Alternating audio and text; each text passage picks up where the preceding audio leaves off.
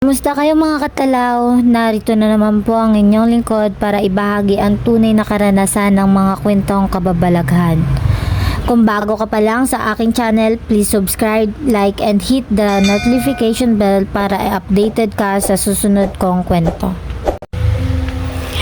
Kamusta po Katalaw Red at sa mga tagapakinig mo sa iyong mga kwentong kababalaghan. Nais ko pong ibahagi sa inyo ang aking karanasan noong mga panahong ako ay nag-aaral sa high school. Ako nga po pala si Clarice.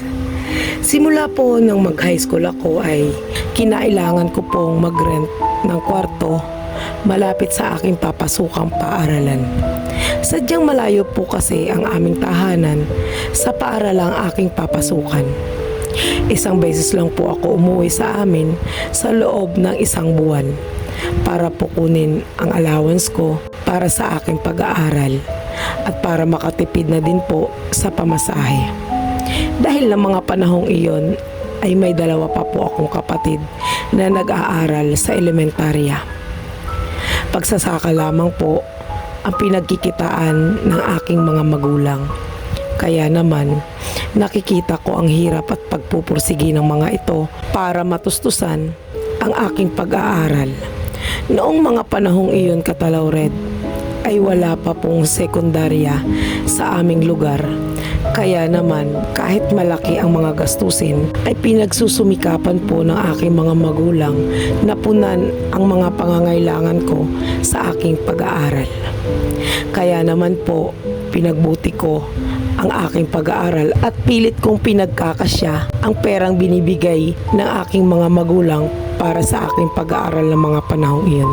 Kinasanayan ko na rin po ang magsimba tuwing araw ng linggo dahil nasa kabilang kanto lang naman ang kinaroroonan ng simbahan. Habang papasok po ako ng simbahan ay nakasabay ko ang aking kaibigang si Ira. Kasama nito ang kanyang mga magulang at bunsong kapatid. Ipinakilala po ako ni Ira sa kanyang mga magulang at bunsong kapatid.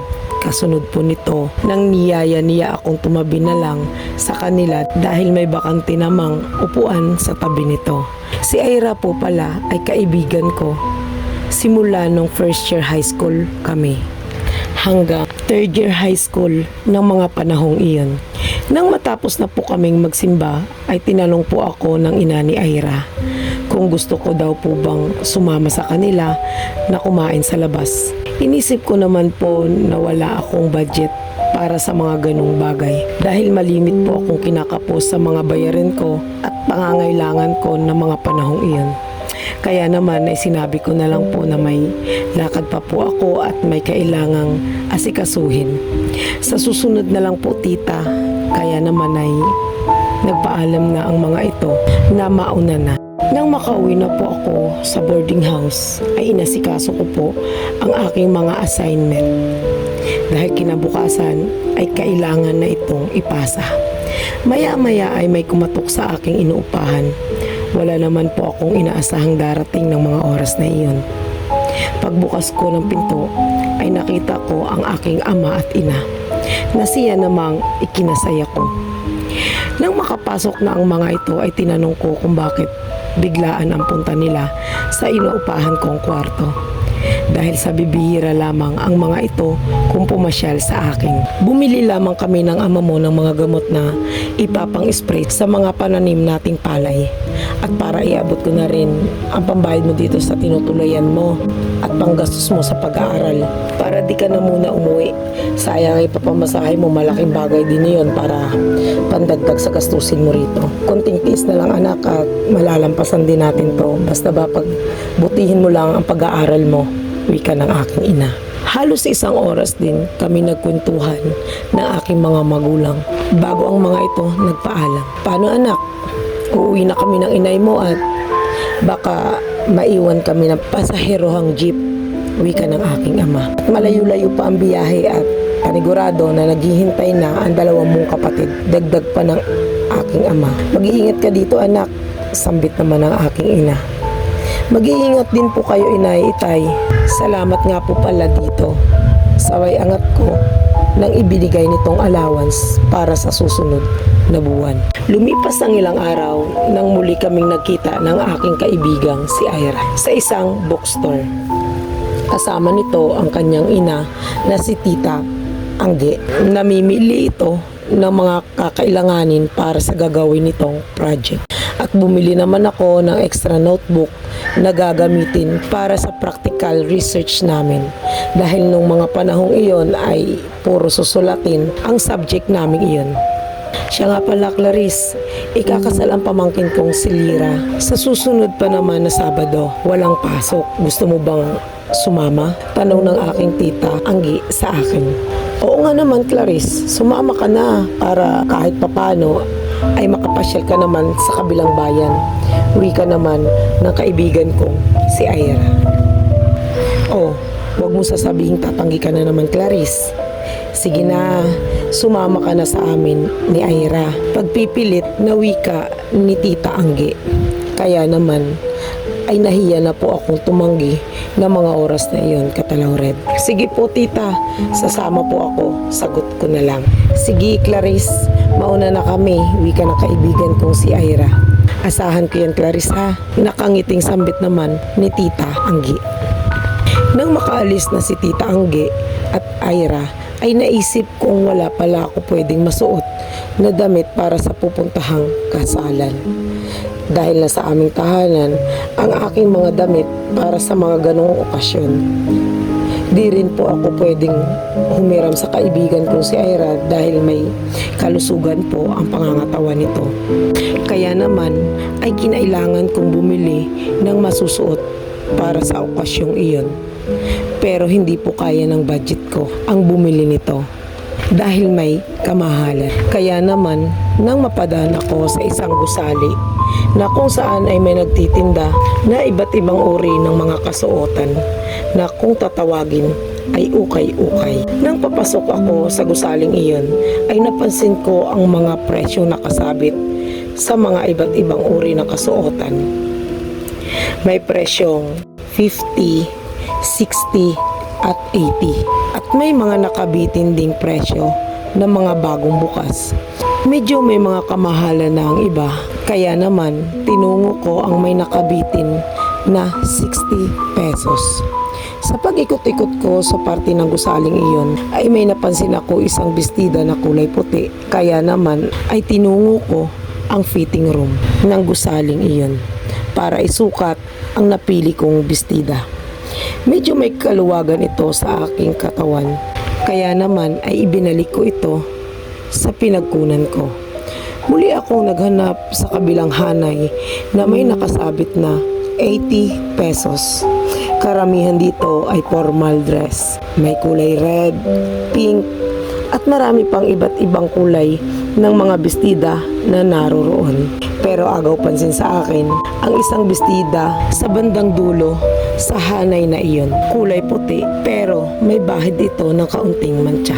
Nasa tingin ko ng mga oras na iyon ay kaya namang tanggalin kung lalabhan. May kahabaan ito na umaabot sa bandang sakong. Kaya naman ay muli kong tinungo ang fitting room ng gusaling iyon para isukat ang bestidang aking napili. Nang maisukat ko ang bestida ay namangha naman ako nang makita ko sa isang malaking salamin na nasa aking harapan. Nasaktong-sakto lamang ito sa akin. Lumabas ang kurba ng aking katawan na para bang isinukat ito. Inisip ko rin ng mga oras na iyon na pwede ko rin itong suotin pang simba. Kaya naman ay tinungo ko na ang kinaroroonan ng kahera para bayaran ang bestidang iyon. Habang binabalot ang nasabing bestida, ay may napansin akong isang babaeng nakaputi sa salamin na nakakabit sa bandang likuran ng kahera at nakaharap ito sa kinaroroonan ko. Pero nang kumurap ang aking mga mata, ay bigla itong nawala. Inisip ko na lamang na baka namalikmata lang ako ng mga oras na iyon. Sa totoo lang, Katalaw Red, sa kabila ng pagnanais kong bilhin ito, ay may kung anong pumipigil sa akin ng mga oras na iyon. Pero binaliwala ko lang ito. Nang makaalis na ako sa gusaling iyon, ay umuwi na ako para labhan ang nasabing bestida. Dahil sa mga panahong iyon, ay araw na ng Huwebes. Habang nilalabhan ko ito, ay napansin kong may tag pa ito at mukhang di pa nagagamit. Nang matapos ko na itong labhan, ay natuwa naman ako. Natanggal ang mga bahid ng mga mantsa at napakaputi nito at mukhang mamahalin. Nang isasabit ko na ang bestidang iyon para isampay, ay laking gulat ko nang muli kong nakita ang isang imahe ng isang babaeng nakaputi na sa mga oras na iyon ay nasa aking harapan na ito. Mga ilang segundo nang muli kong ikurap ang aking mga mata ay muli naman itong naglaho. Nakaramdam ako ng takot na mga oras na iyon. Dahil sa ilang taong kong pamamalagi sa kwartong iyon ay noon lamang ako nakaranas ng ganoong pangyayari. Lumipas ang araw na iyon nang di pa rin nawawala ang takot sa aking isipan na baka muli itong magpakita. Nang dumating na ang araw ng Sabado, ay maaga akong gumising upang ihanda ko ang susuotin ko sa pupuntahan naming kasal ng pinsan ni Ira na si Lira. Nang maihanda ko na ito ay agad naman akong umalis. Ilang minuto akong naghintay ng masasakyang tricycle papunta sa bahay ng aking kaibigang si Ira. Nang makasakay na ako sa nasabing tricycle ay laking pinagtaka ko nang mapansin ko mula sa isang maliit na salamin ng tricycle na iyon ay may isang babae nakaputi na nakaupo sa likuran ng driver na siya namang ipinagtaka ko ng lubusan. Dahil noong pinara ko ang nasabing tricycle ay wala naman itong sakay na ibang pasahero. Nang tumapat na ang sinasakyan kong tricycle sa bahay nila Ira ay pinara ko ito at sabay abot ko ng aking pamasahe.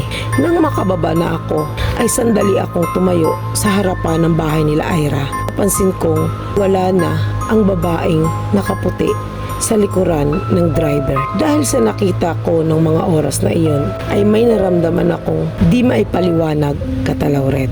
Alas 7:30 na po na makaalis kami sa tahanan nila Ira. Kulang isang oras din po ang aming biniyahe bago namin narating ang tahanan ng pinsan nitong si Lira.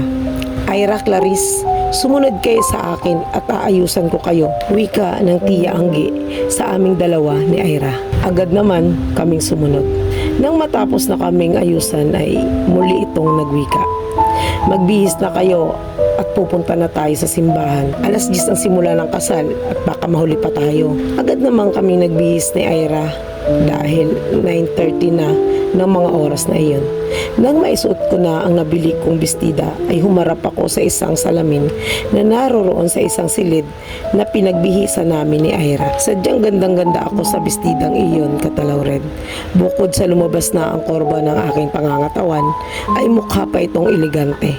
Nang makalabas na ako sa silid na iyon, ay nakita ko nakatingin sa akin ang kaibigan kong si Ira. Bakas naman sa mukha nito ang paghanga sa aking kasuotan ng mga oras na iyon. Gayon din ang Tita Anggi. Dalagang-dalaga na nga daw po ako tingnan sa suot kong bestida. Nang tinungo na namin ang simbahan, di nagtagal ay nag-umpisa na ang seremonya ng kasalang iyon. Lumipas ang ilang sandali sa kalagitnaan ng seremonya ng kasalang iyon ay muli kong napansin ang pamilyar na imahe ng isang babaeng nakaputi. Nakatayo ito sa likuran ni Lira habang nakatingin sa kinaroroonan namin ni Ira at Tiya Anggi. Isang malaking palaisipan sa akin ang sunod-sunod na pagpapakita ng nasabing babae, Katalawret. Nang papatapos na ang kasalang iyon ay pumunta ako ng ladies room. Dahil sa maalinsangan sa loob ng simbahan na iyon ay kinailangan ko pong mag-retouch. Habang nagre-retouch ako sa harap na isang malaking salamin ay laking gulat ko nang muling nagpakita ang babaeng nakaputi.